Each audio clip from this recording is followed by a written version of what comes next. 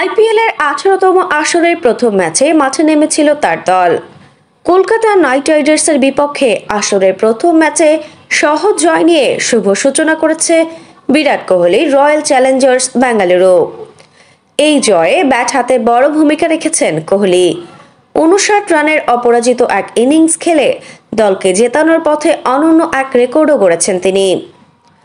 টুর্নামেন্টের উদ্বোধনী ম্যাচে কলকাতার দেওয়া 175 রানের লক্ষ্য তাড়া করতে নেমে 4-4 ও 3 ছক্কায় 36 বলে 59 রানে অপরাজিত থাকেন কোহলি।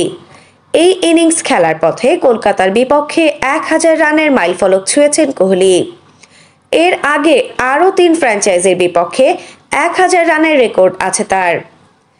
আইপিএলের ইতিহাসে প্রথম ব্যাটার হিসেবে 4 দলের বিপক্ষে 1000 রানের নতুন এক কীর্তি গড়লেন কোহলি। কলকাতার বিপক্ষে তার রান এখন 1021।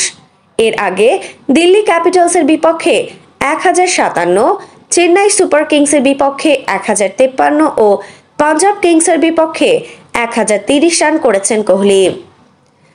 নিজের ক্যারিয়ারের 400তম টি-20 ম্যাচ খেলতে নামা কোহলি আইপিএল ক্যারিয়ারের পুরোটা সময় জুড়েই খেলেছেন বেঙ্গালুরুর হয়ে।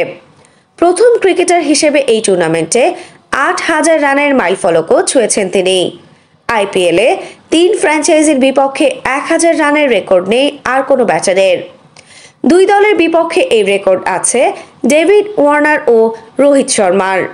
চেন্নাইয়ের বিপক্ষে 1000 রান করেছেন শিখর ধাওয়ান। আফসানা নওরিন, বাংলা স্পোর্টস।